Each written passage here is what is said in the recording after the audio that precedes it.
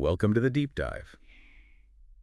I always thought unloading was like the easy part. Dump it out, you're done. Right. But you sent over some research on Carryback, and wow, I had no idea how many of a headache leftover materials sticking inside containers could be. Yeah. It's a huge problem, Yeah, it is. especially for industries that move a lot of bulk stuff around. Right. Think mining, shipping, even construction. What's fascinating is this isn't just about like a little bit of leftover material. We're talking tons of stuff stuck inside trucks, train cars, ships, impacting everything from efficiency to safety and the environment. Okay, so help me wrap my head around the scale of this. Huh. The research mentioned a single haul truck in Labrador with 25 tons of iron ore stuck as carryback. Yeah. 25 tons. What kind of impact does that have on the bottom line? Well, it's like hauling around an extra elephant everywhere you go. Yeah. Imagine the fuel costs alone. Right. And then there's the lost carrying capacity. That truck could have hauled 25 tons more product if it wasn't for the carryback. Multiply that across an entire fleet, and you're talking about millions of dollars in lost revenue. Millions. Wow. And the research mentioned safety hazards too, right? This isn't just about money. Exactly. Think about an unevenly loaded truck. Yeah. It's more likely to tip over. Or imagine chunks of frozen material breaking loose during transport. It's a recipe for disaster, especially when you're dealing with heavy materials like ore or coal.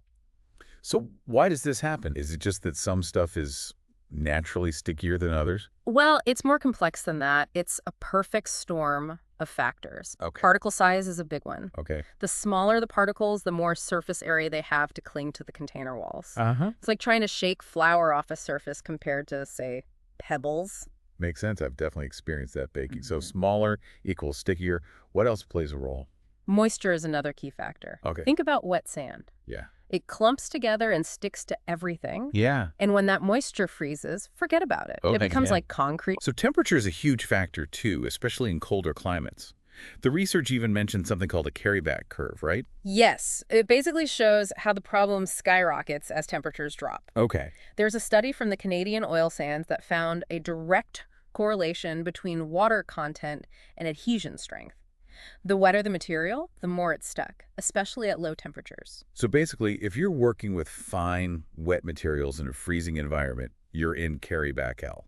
Pretty much. But luckily, there's a whole world of solutions being developed to fight back against this sticky menace. No way. And we'll dive into those right after this.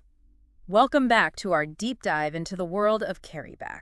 Before the break, we were talking about how the combination of particle size, moisture, and freezing temperatures can create a carryback nightmare. Oh yeah, a real mess. But thankfully, it's not all doom and gloom. The research you sent has a ton of information about different solutions people are using to combat this problem. It's actually quite impressive, the range of solutions out there. From simple low-tech fixes to high-tech innovations. Some involve tweaking how things are done. Others focus on preventing the material from sticking in the first place. Okay. And some even use specialized equipment to literally shake things loose. Okay, so let's unpack these solutions. What are some of the more, shall we say, hands-on approaches? One common method is called scratching, Okay. which is essentially using excavators to manually clear out the stuck material. So basically bringing in the heavy equipment and giving those containers a good scrub. Exactly. Okay. And while it's effective, it's also time-consuming, can be dangerous for workers, and has the potential to damage the equipment itself. Right. It's a bit like using a chisel to scrape ice off your windshield. It works, Yeah. but it's not ideal. Definitely not a long-term solution. Yeah. What about something a bit more elegant? Well, there are some clever low-tech solutions, like installing flaps on conveyor belts Okay. to dislodge material as it moves along. Kind of like those swinging doors in saloon bars. I can picture it. Precisely. But while it's a simple fix, it's not always effective, and there's a risk of contamination if the flaps aren't properly maintained. Okay, so we've got brute force and saloon doors. Yeah. What about something a little more high-tech? Now we're talking. Okay. One of the more innovative solutions is using specialized dump bodies that are designed to prevent material from sticking in the first place. Wait, so they've actually redesigned the containers themselves? Yes. Companies like Duratray are leading the way in this area. They've developed these flexible containers that can be shaken or vibrated to release stuck material. They're giving the container a good shake, like a ketchup bottle? Exactly. And it's surprisingly effective. These specialized dump bodies are more expensive up front, Sure. but they can save a lot of money in the long run by reducing carryback and the need for manual cleaning. Makes sense. And are there any solutions specifically for dealing with frozen material? Heated storage is one option. Okay. It's essentially thawing things out before unloading. So like preheating your oven for that stubborn frozen pizza. Precisely. But this approach isn't always feasible. Right. Especially in remote locations or if you're dealing with large volumes of material. It's also quite energy intensive, which isn't ideal from an environmental standpoint. Right. You don't want to solve one problem by creating another. What about those chemical release agents we touched on earlier? Are those a viable option? They can be, especially in situations where other methods aren't practical. Okay. One of the sources you provided highlighted BioGuard, Yeah. a non-toxic release agent that has shown promising results.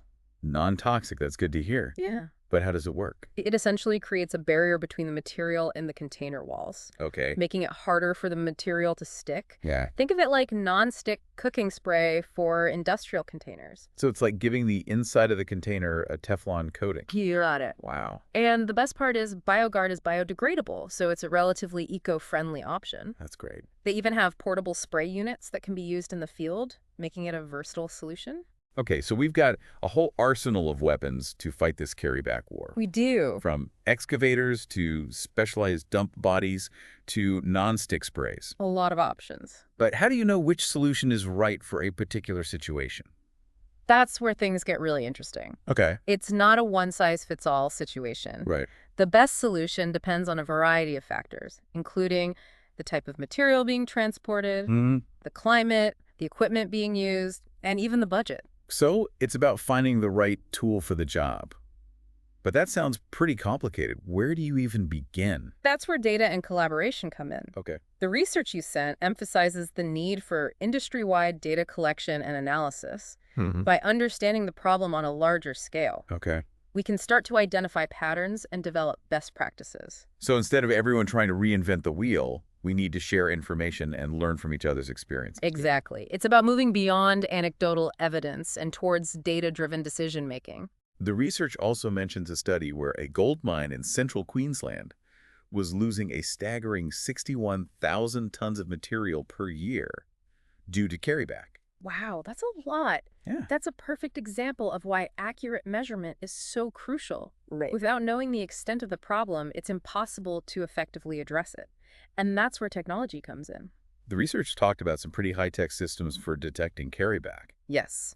There's the remnant carryback detection system developed by CSIR, for instance. It uses lasers to scan rail cars in real time, triggering interventions when carryback is detected. So it's like having a high-tech watchdog keeping an eye on those sticky situations. Precisely. And as these technologies become more affordable and widespread, we can expect to see even greater strides in carryback mitigation. It's fascinating to see how technology is being used to tackle this age-old problem. But we haven't really talked about the people on the front lines of this sticky situation. How are workers impacted by carryback and what safety measures are being implemented? That's an important question. As we mentioned earlier, manually cleaning out containers can be dangerous work. Right. Workers are at risk of falling debris, slips and falls, and even repetitive strain injuries from all that scraping and shoveling. It sounds like a tough job, both physically and mentally. Indeed. And that's why it's crucial to prioritize worker safety. Yeah. This includes providing proper training, personal protective equipment, Okay. and ensuring that cleaning procedures are conducted in a controlled and supervised environment. Makes sense. And it's not just about the physical risks, right? There's also the mental toll of dealing with a persistent problem like carryback. Absolutely. Imagine the frustration of constantly battling against sticky material, Yeah. knowing that it's impacting productivity and potentially costing the company money. Oh, yeah. It can be demoralizing. So it's important to create a work environment where workers feel supported and empowered to find solutions. Exactly. The research highlights the need for clear communication and collaboration throughout the supply chain. Everyone involved, from the mine operators to the truck drivers, Yeah. needs to be aware of the carryback problem and the steps being taken to address it. It's like a team sport. It is. Everyone needs to be on the same page to win the game against carryback. Precisely. And by working together, sharing best practices, and continuously innovating, we can minimize the impact of this sticky challenge and ensure safer, more efficient operations. So we've talked about the problem, the science behind it, the various solutions being explored, and the importance of data, technology, and worker safety. But before we wrap up, I want to circle back to something you mentioned earlier. Cross-industry collaboration. Okay. How can insights gained from tackling carryback in one industry, like mining, be applied to other sectors? That's a great question, Yeah. and one that holds immense potential. Okay. The principles we've discussed today, understanding the factors that influence adhesion, Uh-huh. exploring mechanical and operational interventions, and utilizing release agents can be applied to a wide range of industries. Like shipping, construction, agriculture. Exactly. Imagine the possibilities. Yeah. Improved efficiency in transporting grain, reducing waste in concrete production, even preventing snow buildup on solar panels. The applications are endless. It's like a ripple effect. Solutions developed in one industry can inspire innovation and progress in others. Precisely. And that's the beauty of knowledge sharing and collaboration. By breaking down silos and embracing a cross-disciplinary approach, we can accelerate the development of solutions to shared challenges like carryback.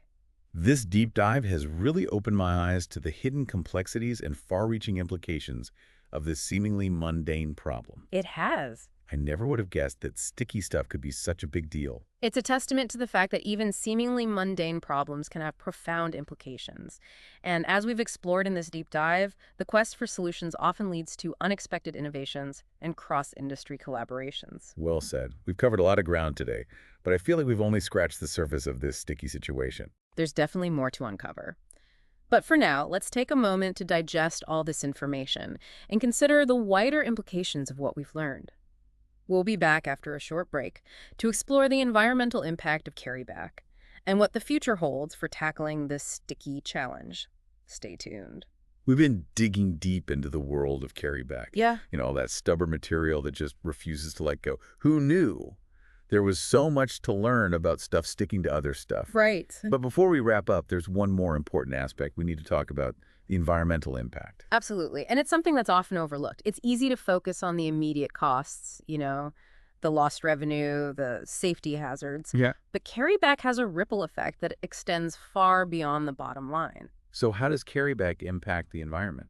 Well, think about it. More carryback means reduced carrying capacity, which means more trips. Okay. More trips mean more fuel burned, which translates to higher greenhouse gas emissions. Right, so it's not just about the economic costs, it's about the carbon footprint as well. Exactly. And it goes beyond just fuel consumption. Okay. There's the dust generated during loading and unloading, Yeah. the potential for spills, the wear and tear on equipment, and the resources required to clean and maintain all that equipment. All of these factors contribute to carryback's environmental impact. Wow. I hadn't really considered all of that. Yeah. It really puts things into perspective. So we know carryback is bad for the environment. But are there any solutions that are particularly eco-friendly? Can we fight this sticky menace without harming the planet? While some solutions offer a double win. Okay. They reduce carryback A&D, minimize environmental impact. Okay. Remember those specialized dumb bodies we talked about? Not only do they improve efficiency, but they also reduce the need for manual cleaning, Right. which in turn lowers fuel consumption and emissions. Right. Less scraping and scrubbing means less fuel burned and fewer emissions released. And what about those release agents? Are they environmentally friendly? It depends. Some release agents are petroleum-based, Right. which can have negative environmental consequences. But there are also bio-based options like the BioGuard we discussed, which are non-toxic and biodegradable. Right. So choosing the right solution is crucial, not just for effectiveness, but also for environmental responsibility. So it's about considering the bigger picture, the long-term impact, not just the immediate results. It's not just about getting the stuff off. It's about how you get it off. Precisely. And it's not just about the solution itself, but also about how it's implemented. Optimizing loading and unloading procedures can minimize spills and dust generation, for example. Right. So it's a holistic approach. It's about considering every aspect of the operation. It is. From the equipment use to the way workers are trained. Exactly. And as we move towards a more circular economy, finding ways to reuse or recycle carryback material becomes increasingly important. Instead of just treating it as waste, could it be turned into something valuable? That's a great question. Yeah. And one that's being explored in various industries. For example, in mining, there's growing interest in reprocessing tailings. The waste material left over after extracting valuable minerals. Right. This not only reduces waste, but also potentially recovers additional resources. So carryback, or like the material it's made of, might have a second life after all. Indeed. And this highlights the importance of innovation and creative problem solving. By thinking outside the box and challenging conventional assumptions, we can turn challenges into opportunities. It's amazing to think that something as seemingly mundane as sticky material can lead to such profound insights. This deep dive has really opened my eyes to the hidden complexities and far-reaching implications of a problem I never even knew existed. It's a testament to the power of curiosity and the importance of digging deeper to understand the world around us. Well said. And to our listener, we encourage you to stay curious, keep asking questions, and never underestimate the power of a deep dive. You never know where it might lead you. And on that note, we'd like to thank you for joining us on this exploration of Carryback.